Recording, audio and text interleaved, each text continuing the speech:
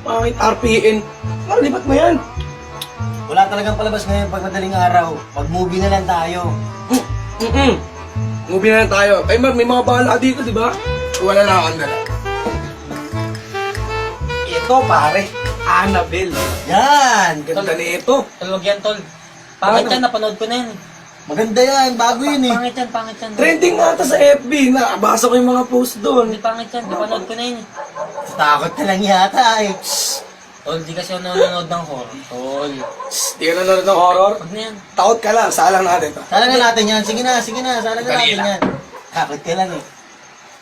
Ako, takot. Sige, Eh. panoorin natin yan.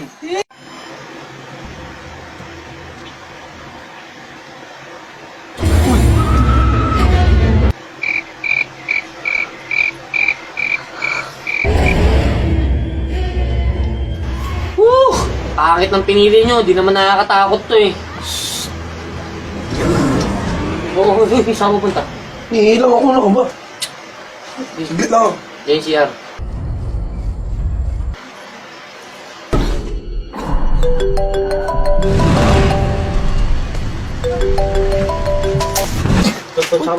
Saan mo tawag girlfriend ko? Wait lang, teka lang.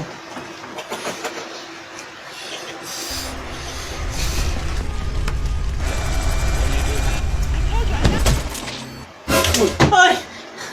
Ginagawa mo. Takot ka, no? Tagal nyo kasi, kaya nantok na ako. Sige na, panood na tayo. Walang kwenta, di mo nakakatakot yan eh. Patayin na kaya natin yan. Ingay mo, manood ka na lang. Ikaw may susunod.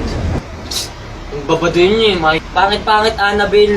Porkit trending, pinapanood nyo eh. Isang ingit. Manood ka na lang pare, sabi ko sa'yo. Tignan ko, kakayanin mo yan ah. Di nga ako takot sa ganyan. Di ako nanonood ng horror, ang badoy kasi ng horror. Na yan, palta na yan. Pangit yan eh. Manood ka na lang. Ano, ganda-ganda na napalabas oh. Horror ang puta, para kay mga babae. Bahala nga kayo dyan. Uy!